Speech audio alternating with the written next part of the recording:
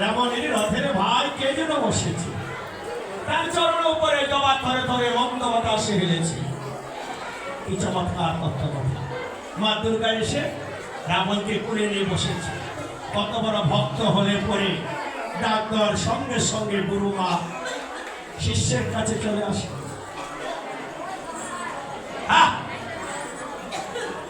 রাধে রাধে।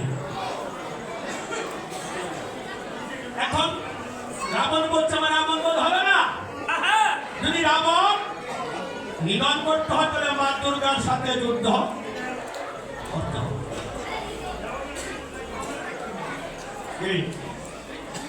তাহলে সীতাকে ছাড়তে হবে, নতুবা রাম ওই দুর্গার সাথে যুদ্ধ হবে।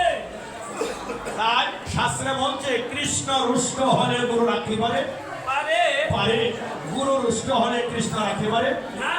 এখন ভগবান কি গুরুর সামনে শিষ্যকে নিধন করতে বাধাবে? তাহলে তার বাক্য লঙ্ঘন হয়ে যায়। হ্যাঁ, কোথায় গিয়ে থেকেছে রাম?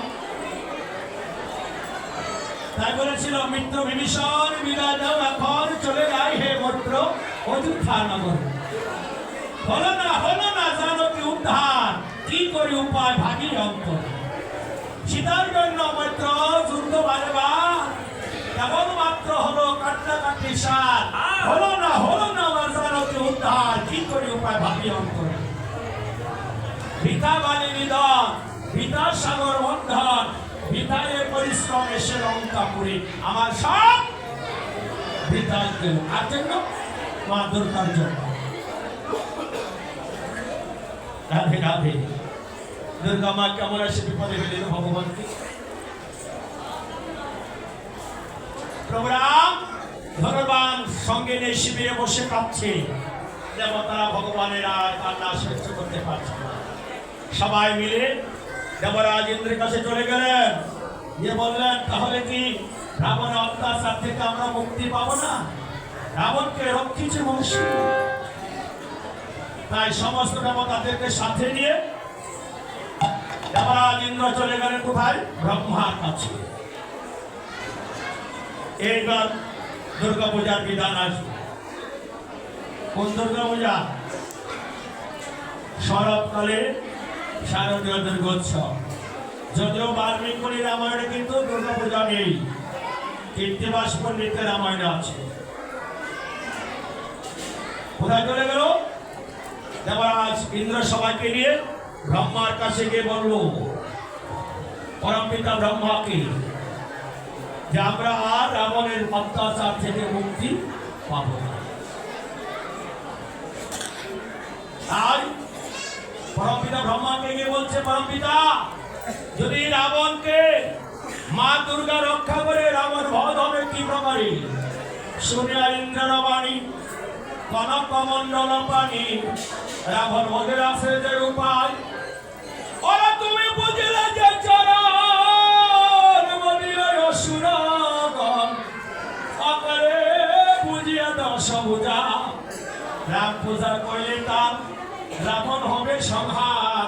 16 সহস্র লোচন।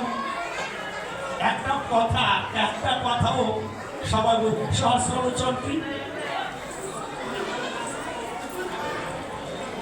লোচন শব্দের অর্থ হলো চক্ষু। সহস্র লোচন মানে হাজার চোখ।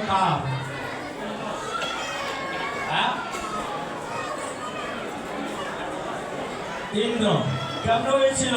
ওই গৌতম মুনি অভিশাপে বলেছিল ইন্দ্র একটা লিঙ্গের সহ্য করতে পারি না, আমি অভিশাপ দিলাম তোর সারা শরীরে লিঙ্গ হয়ে যা। অভিশাপ হয়ে গেল। এখন ইন্দ্র ঘর থেকে বেরোতে পারছে না। দেবতারা আবার গিয়ে গৌতম মুনিকে বলেছিল তাকে যদি রক্ষা না করা সে উদ্ধার হবে না, তোমার এই লিঙ্গগুলো কি করবে? বলে যাও তার লিঙ্গগুলো আবার চোখে পরিণত হয়ে যায়। আর শুনা ইন্দ্রের বাণী কনকমণ্ডল পানি। কমণ্ডল পানি কাকে বলি? ব্রহ্মা সবসময় এক হাতের মধ্যে করঙ্গল রাখত। এই করঙ্গল কিসের জন্য রাখতো? যার মধ্যে গঙ্গার উৎপত্তি। ব্রহ্মাকে বলে কমণ্ডল পানি। শুনিয়া ইন্দ্রের বাণী কনকমণ্ডল পানি। রাবণ মদের আছে যে উপায়, শুনি কহে সুরপতি, যাও তুমি শীঘ্র গতি, জানাও শ্রীরামের বিবরণ। প্রেমে পুলকিত চিত্ত, পদ্মধ্বনি আনন্দিত, শ্রীরাম উপনিকট উপনীত হয়। পদ্মধ্বনি কি? আমরা কোন ধ্বনি? মানব ধ্বনি। তাহলে ব্রহ্মাকে পদ্মধ্বনি বলা হয় কেন? ব্রহ্মার জন্ম হলো পদ্ম থেকে। ওই যে নারায়ণের নাভি বলে পদ্ম হলো, সে পদ্ম থেকে ব্রহ্মার জন্ম হলো। এই জন্য ব্রহ্মাকে বলছি কি? পদ্মধ্বনি। প্রেমে পুলকিত চিত্ত, পদ্মধ্বনি আনন্দিত, শ্রীরাম নিকটে উপনীত হয়।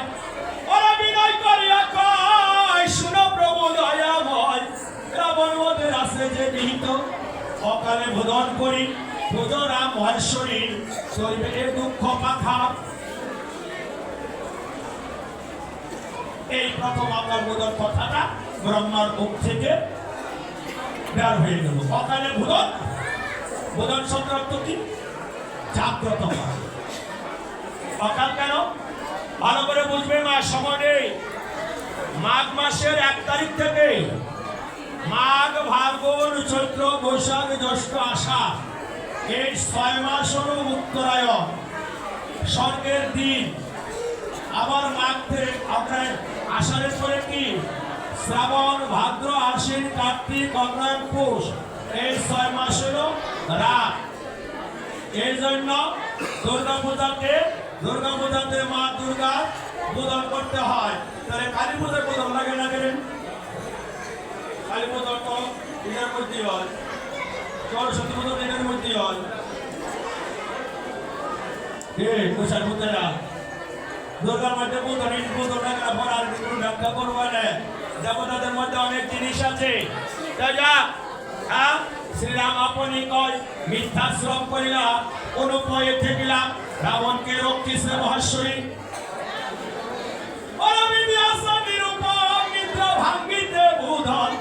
কৃষ্ণ নবমীর দিনে তার সেদিন হয়েছে গত, প্রতিপদে আছে মতো, কল্পখণ্ডে সুরত রাজন।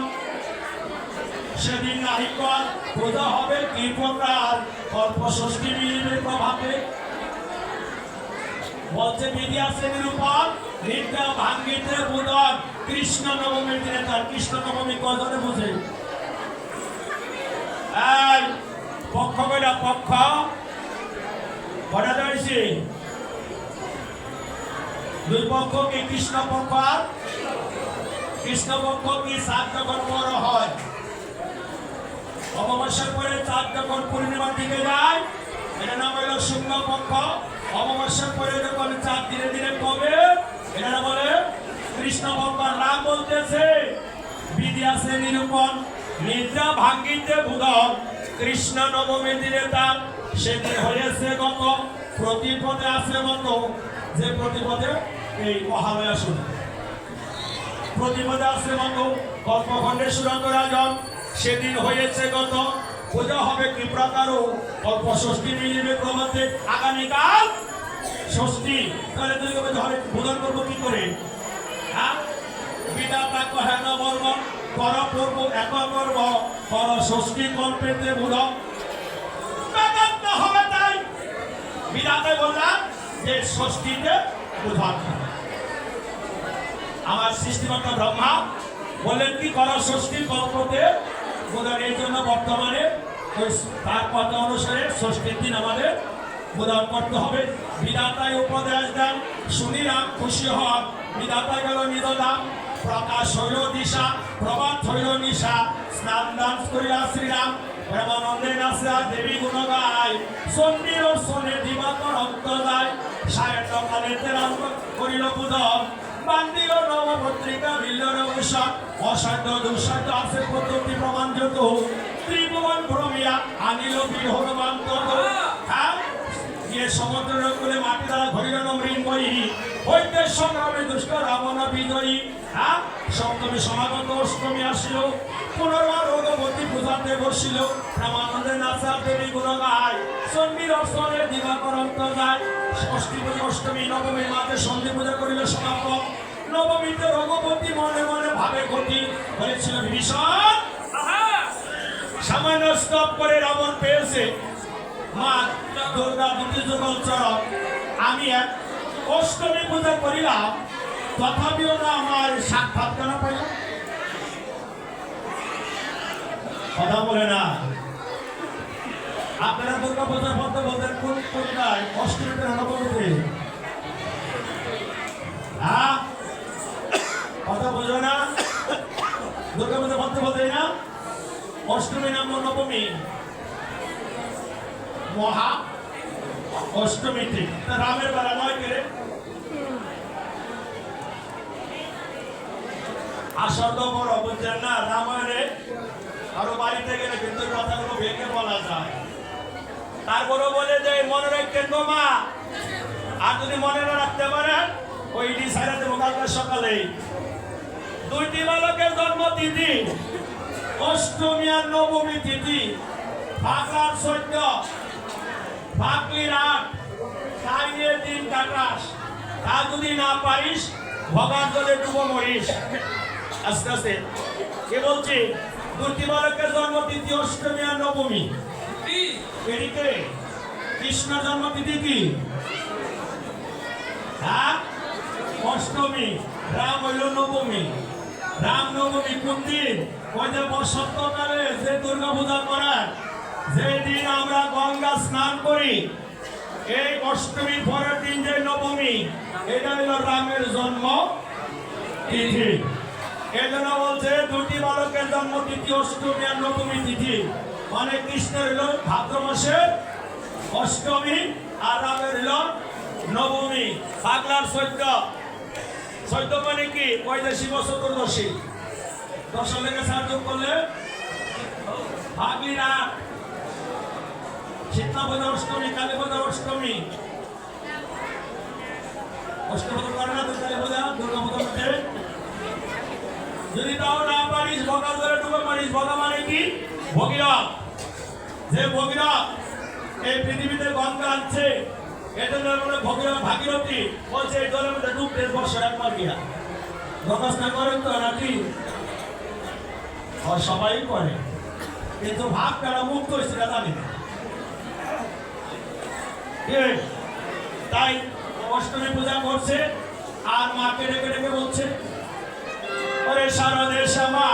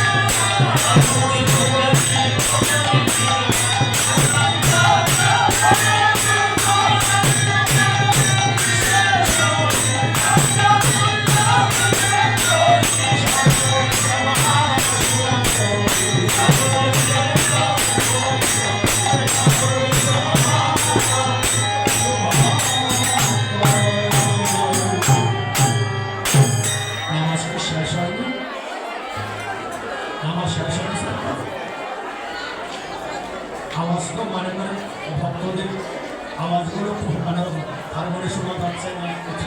রাধে রাধে। এই কথা শারদের সময় শুভঙ্করী মাকে এই ব্যাখ্যাগুলো করা যাচ্ছে না। শারদের সময় শুভঙ্করী মানে কি? শরৎকালে দুর্গা পূজা হয়, কালী পূজা হয়। কালী পূজার নাম কিন্তু কালী পূজা পায় না, শ্যামা পূজা হয়। তো কালী পূজা কইয়া কালী পূজা করি, কালীর নাম কই শ্যামা। কারণ কি?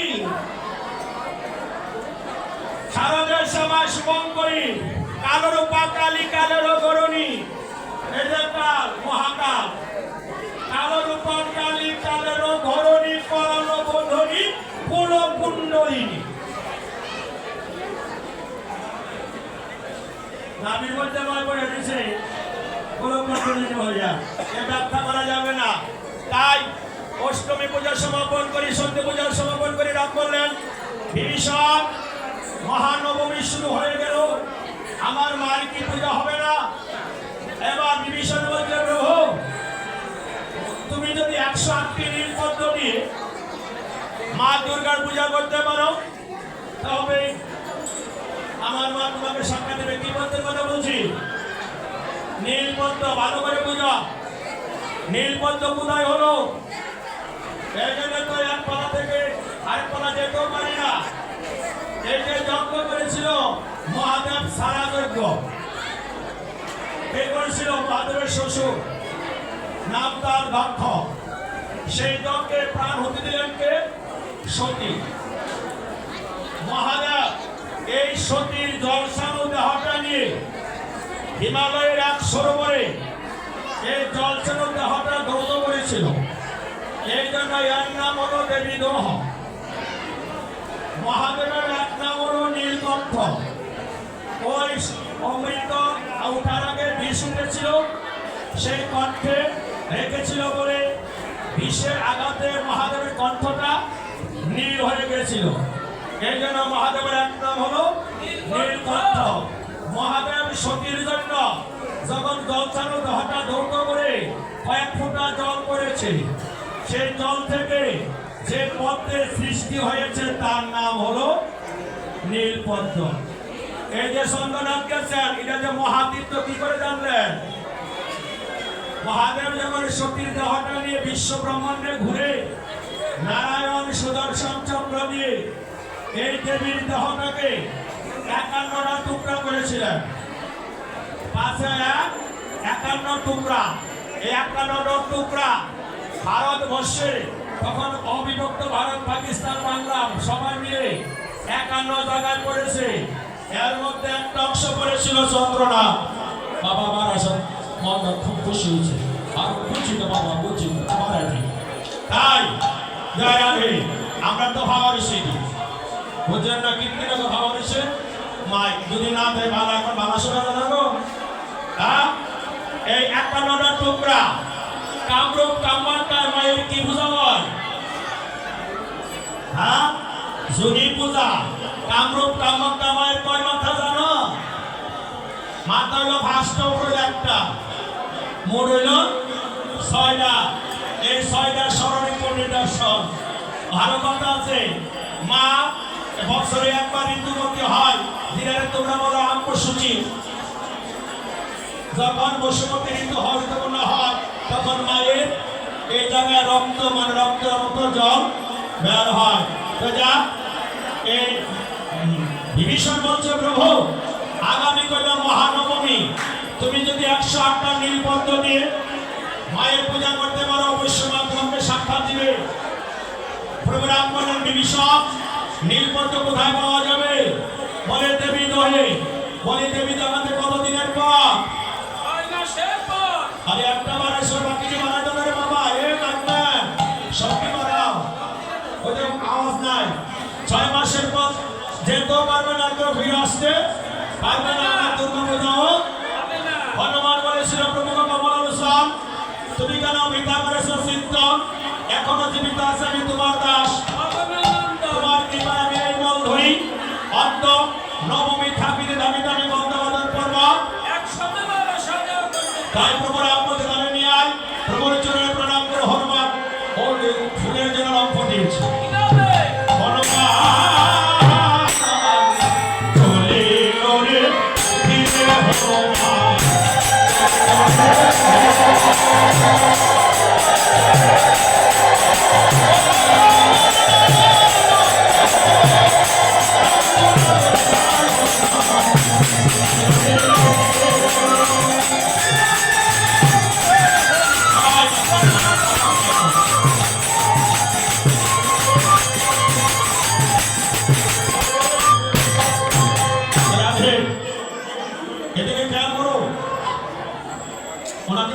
আর মাউন্টটা মারা যেত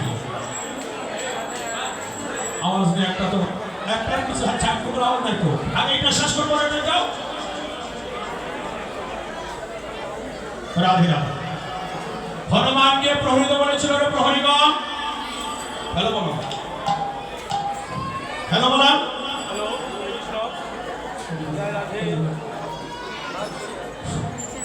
জয় রাধে প্রহরীগণ আমার প্রভু রাম করে সকালের মা দুর্গা পূজার আয়োজন আমার 108টা নির্পত্তি প্রয়োজন করা ভালো করে বলো তো সন্ধ্যা করে যে কয় কর কৃষ্ণ নাম কয়টা মালা কখন কয়টা 108 কি আগামীকাল ব্যাখ্যা করবো আগামীকাল অধিবাস তো অধিবাস কালে ব্যাখ্যা করবো আগামীকাল থাকবো সকাল সকাল এসে করবে আজকে তো আমার পড়ার একজন আছে আগামীকাল আমার পড়ার কেউ আমি যত ঘরবাড়ি বলে 2 ঘন্টা করে না আধা ঘন্টারও বাড়াই দেবো তার প্রহরীরা সাথে যুদ্ধে যখন হনুমান লম্পতে করেছে সরোবরে মা দুর্গা দেখে হনুমানের চাতুরি বলেছিল হনুমান প্রহরীদের সাথে পারলে দেখে আমার সাথে পারিস কিনা ও 108টা নির্পত্ত রেখে সম্পত্ত মা হরণ করে হনুমান 108টা নির্পত্ত গণনা করে দেখি মানে পায় সরোবরে আর কোনো নির্পত্ত নাই দেখা যায় তাই হনুমানও ভাবে আমার 108টাই প্রয়োজন তবে আর বিলম্বের কি প্রয়োজন তাই হনুমান 108টা নীলপদ্মনে মাকে দিয়েছে প্রভু রামকে দিয়েছে মনের আনন্দে প্রভু রাম মায়ের কাছে নীলপদ্ম নিয়ে পূজা করতে যাচ্ছে বলছিল মা গো সন্তানেরাকে দেখা দে ও তারা দুর্গা দুর্গা গো মা গো দুঃখ হরা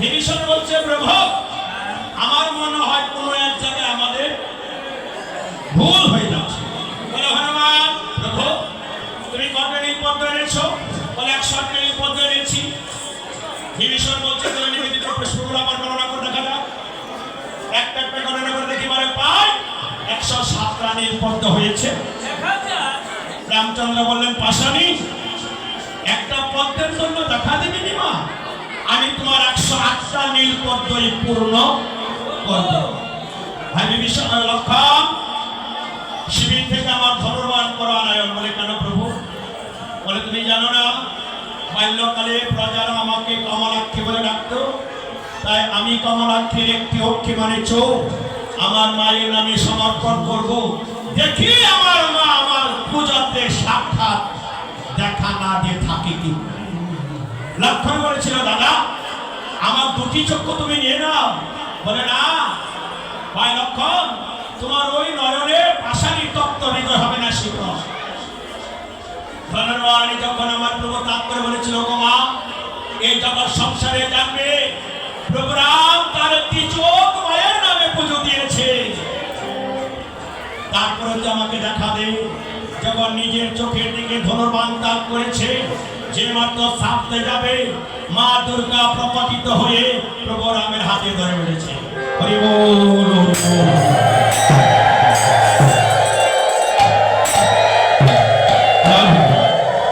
প্রকটিত হয়ে বলল, কি করো কি জগত মুসাই, চক্ষু পারিতে প্রভু তোমার দরকার না। মনেতে দেখো বিচার করি, রাবণ ছিল তোমারই দ্বারের দাঁড়ি, ব্রহ্ম সাপে পাইল এই ধরাতে আইল, এই হত তপবতার সীতা উদ্ধারের নাম করে সেতু বান্ধিলে সিন্ধু জলে, এই হত ধন্যবতার অকালে ভুদন করি, বুঝিলে রাম আমি মহেশ্বরী, আমাকে করিল ধন্য সংসার। প্রভু গো তোমার ধরণী তিনি পরম প্রকৃতি, তিনি রাবণের কি শব্দ আছে হরিবা। প্রভু আমি হনুমানের কাছ থেকে একটা পদ্ম নিয়ে গেছিলাম, দেখলাম হনুমান আমার যোগমায়া লীলা বুঝে কিনা, কিন্তু প্রভু পারলো না। এই ধর একটা নীল পদ্ম, এই নবমী থাকিতে থাকিতে এই পুষ্পটা আমার নামে সমর্পণ করো। যখন সমর্পণ করেছে, রাবণকে ছাড়িলাম আমি, রাবণ বদহ তুমি, এই বলে হল অন্তর্দার। সপ্তমী সমাগত, দশমী আসিল, দশমী পূজা করিয়া বিসর্জিয়া মহেশ্বরী, ধনুর্বাণ হস্তে চলিল যুদ্ধের কবি। বলছে বিভীষণ এখন তার রাবণ বলতে কোনো বাধা নেই। বিভীষণ বলছে প্রভু এই মা দুর্গা বলছে ছেড়ে যাবে, কিন্তু মা রাবণকে ছেড়ে যেতে পারবে না। কি বলে কেন?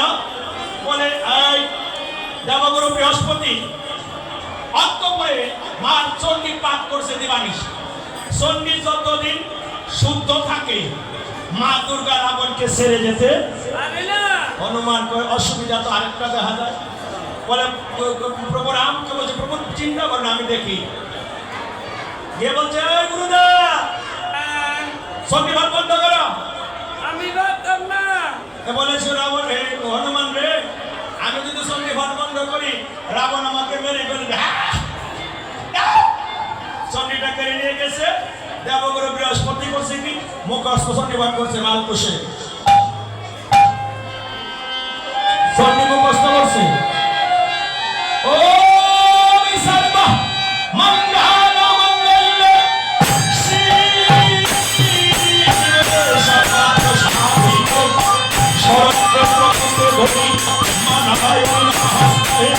সৃষ্টি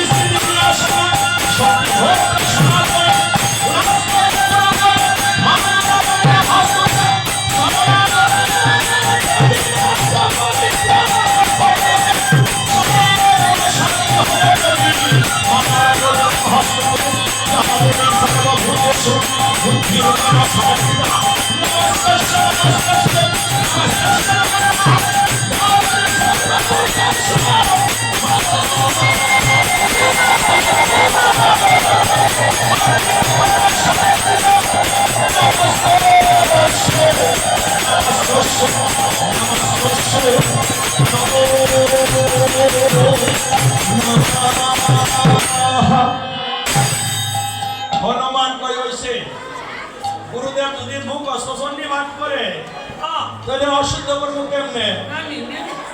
এই এটা কোন দায়িত্ব গা সায়দ না বলে গুরুদেব কমলান্তে বসেন কেন বালা করে বল চণ্ডী পাঠ করে। আগে তো হাতের লেখা চণ্ডী ছিল না, গুরুদেব চণ্ডী পাঠ করতে আসে মনে করছে হনুমান গেছে না, পাগলায় করছে কি ছোট একটা মাছের মতো দুইটা বর্ণের মাঝখানে এটা সুপ করে দেবগুরু বৃহস্পতি মনে করছে এ সংযুক্ত বর্ণ, সংযুক্ত মনে করে চণ্ডী ভাব করেছে, চণ্ডীটা অশুদ্ধ হয়েছে। তাই ঘুমের মধ্যে গিয়ে মা দুর্গা রাবণকে বলেছিল, রাবণ তোর অন্তঃপুরে চণ্ডী অশুদ্ধ হয়ে গেছে, তাই আমি তোকে ছেড়ে চলে যাচ্ছি। সুবুদ্ধি রাবণকে কুবুদ্ধি ধরিল, কর্কশ বাক্যে কহিতে লাগিল, যা পাশানি তোর পরশ নিয়ে যুদ্ধ করলে আমার পরশ। মা দুর্গা যখন চলে গেল, বিভীষণ দেখছে রাবণের অন্তঃপুরে একটা কালো বর্ণের ছায়া এসে আচ্ছাদন করেছে। বিভীষণ বলছে, প্রভু এই মাত্র মা দুর্গা রাবণকে ছেড়ে গেল, তাহলে তো রাবণ ভোগ করতে পারবো? সম্ভব না। বলে কেন? বলে আমরা তিন ভাই, রাবণ, কুম্ভকর্ণ, বিভীষণ 10,000 বৎসর করেছিলাম ব্রহ্মার সাধন। ব্রহ্মা আমাকে দিয়েছে চতুর্যুগের অমরত্বের বর, কুম্ভকর্ণকে দিয়েছিল 6 মাস ঘুমাবে 1 দিন, আর রাবণকে চেয়েছিল অমরত্ব। রাবণকে অমরত্ব করেনি, তবে তার মৃত্যুবান নিজ হাতে তৈরি করে রাবণের হাতে দিয়ে বলেছিল, রাবণ এই মৃত্যুবান সারা তোকে কেউ নিধন করতে পারবে না। রামচন্দ্র কয়, যার মৃত্যুবান তার হাতে থাকলে আমি রাবণকে নিধন করবো কিভাবে? পাগলা হনুমান কয়, প্রভু এটার একটা ব্যবস্থা আছে। আমরা যদি আপনাদের স্ত্রীর কাছে 2,000 টাকা রাখেন, মনে করেন আমার দাদা মনো দাদা রাখছিলাম বউর কাছে, 2 মাস পরে যদি কেন কি 2,000 টাকা কই, এই 2,000 টাকা কমাবো কবে না খরচ হয়ে গেছে গা, এইটাও কইব। আবার যেন রাখছে হ্যাঁ না আবার চাইব। হনুমান কয়, মহিলাদের এই গুন্ডা যখন আসে তো একটু ব্যবস্থা করে দিয়ে আনতে পারিনি। কয়, প্রভু চিন্তা করেন আমি তো যাইতেছি। পাগলাই কি করছে, একটা গণক ঠাকুরের বেশ ধারণ করছে, গণক ঠাকুরের বেশ ধারণ করে অন্তঃপুরে যায়, বলতেছে, রাবণের জয় হোক, রাবণের জয় হোক, রাবণের জয় হোক, রাবণের জয় হোক। মন্দারে বলছে, আয় ঠাকুর। একেবারে অন্তঃপুরে বলা, রাখো মা আমি মহারাজের খুব আপনজন, এই বহুদিন ধরে এই এলাকায় আসি না, দেখা হয় না। মাগো মহারাজকে বাড়িতে আছে না? দেখো মা, আমি যা চিন্তা করি তাই হয়। মাঝে আমার কিছু রসিকতা আছে, তো রসিকতাটা করতে পারলাম না। আমাদের টাইম হয়ে তো যে সোয়ার আবার যাচ্ছে না, 15 মিনিট বেশি করে নিয়েছি। জয় রাধে। এই বলে, মা মহারাজের জয়। বলে, ঠাকুর কি করে জানলে জয়? যে বলে, রাবণের মৃত্যুবান যে মা রাবণের কাজ তোমার কাছে আছে, এটা সবাই না জানলো, আমি তো জানি। মন্দাদেরকে ঠাকুর কারোর কাছে কিন্তু বললো না। আরে বলবো কি গো, একটু ভান্ডা এনে দাও, একটু সন্নি পাঠ করে দিয়ে যায়। 4 জন্ম হইল আমার মহারাজের কোনো ক্ষতি করতে পারবে না। সুবুদ্ধি মন্দারকে কুবুদ্ধি ধরিল, মৃত্যুবান এনে রাবণের হাতে দিল। মৃত্যুবান পেয়ে হনুমান লক্ষ্য দিয়ে প্রভু রামের চরণে বলেছিল, প্রভু এই ধরো তোমার রাবণের মৃত্যুবান।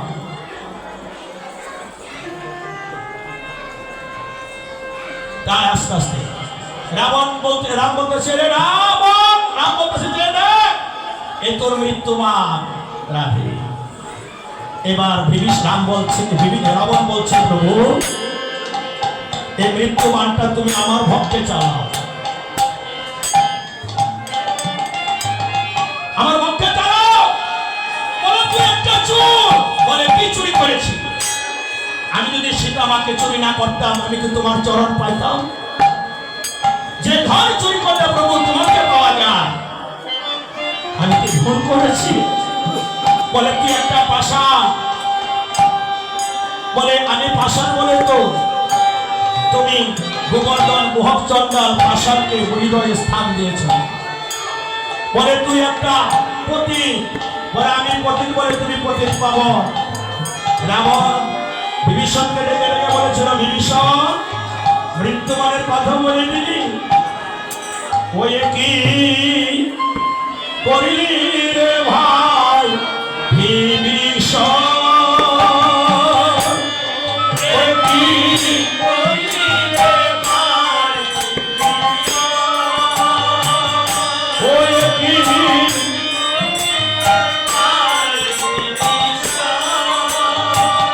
ও ভাই এখন যাই জীবন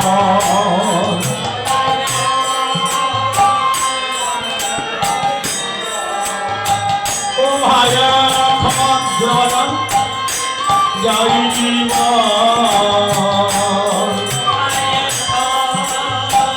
কেউ উঠবেন না এই রাবণ বধ পালন করে আমার কথা আছে শ্রীমৎ ভগবত পাঠ হবে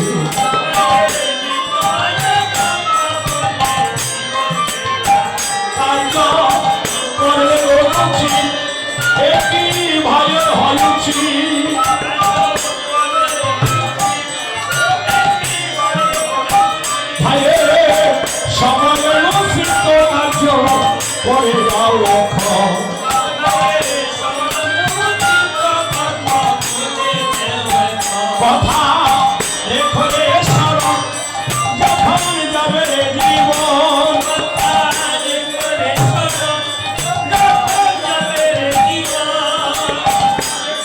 শরণ দেখা যাবে আগে দিনের প্রোগ্রাম আছে দিনের প্রোগ্রাম আছে দিনের বেলা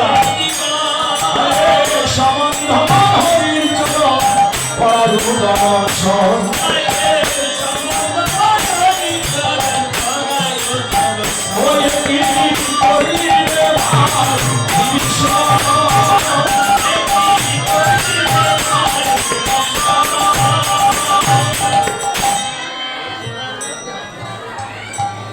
একটু বসা শেষ করি তোমরা একটু বসো রাবণ পালাটা শেষ করি তাই রাবণের ভক্তিতে প্রভু ভক্তিযুক্ত হয়ে ধনুর্বাণ ত্যাগ করে বসে গেল দেবতারা যুক্তি করে দেখিবারে পায় যদি মা সরস্বতী রাবণের কণ্ঠে না যায় রাবণকে নিধন করতে পারবে না তাই মা সরস্বতীকে বলেছিল গো মা তুমি রাবণের কণ্ঠে যাও সুমতি রাবণকে কুবুদ্ধি ধরাও মা সরস্বতী যখন রাবণের কণ্ঠে যে সুমতি রাবণকে কুবুদ্ধি ধরালো কর্কশ বাক্যে রাবণ কহিতে লাগিল ওরে জটাধারী রাম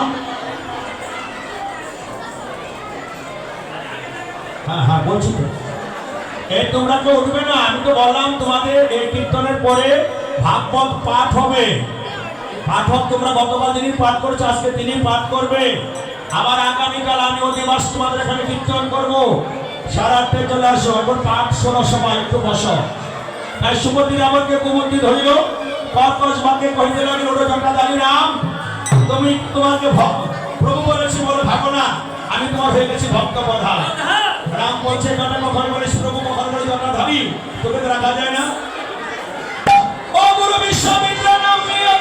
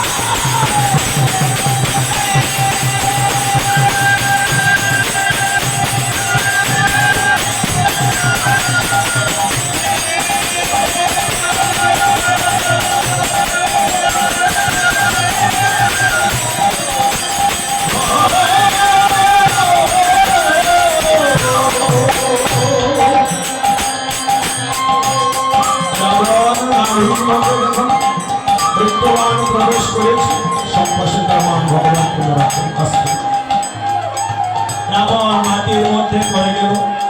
বিভীষণ গিয়ে বলল, ভাই এসেছিস ভাই, তোকে লাথি মেরেছিলাম তাই না রে? বলে, তোকে যদি লাথি না মারতাম তুই কি আমার পাপের সংসারটা ছেড়ে প্রভুর কাছে যেতি? আর প্রভুর কাছে না গেলে এত সহজে প্রভু রাম আমাকে নির্ভর করতে পারত না। প্রভু রাম এসে বলেছিল, ভাই মহারাজ আমাকে কিঞ্চিত রাজনীতি শিক্ষা দিবে। বলেছিল, শুভ কাজে হইলে মতি করিবে সদাই, সর্বকার্য ব্যর্থ হবে পরেরই আশায়, শুভ কাজ যথাশীঘ্র অশুভ কালক্ষেপণ। তাই বলেছিল, প্রভু তুমি আমাকে তোমার পূর্ব জ্ঞান ফিরিয়ে দাও। তাই রাম যখন দিব্য দৃষ্টিটাকে ফিরিয়ে দিল, সে দেখছে শঙ্খচক্র গদা পদ্ম চতুর্ভুজ রূপে ভগবান রাম দাঁড়িয়েছে। রাবণ রাম নাম উচ্চারণ করতে করতে রাবণের পরমাত্মা যে প্রভু রামের চরণের সাথে নির্বাণ মুক্তি লাভ করল। তাই আজকের এই রাবণ বধ পালা এখানে সমাপ্ত রাখলাম। কালকে তোমরা অধিবাস আসবে, কালকে কিন্তু তোমরা একটু হরিনাম করো, একটু বসো। হরে কৃষ্ণ হরে কৃষ্ণ কৃষ্ণ কৃষ্ণ হরে হরে রাম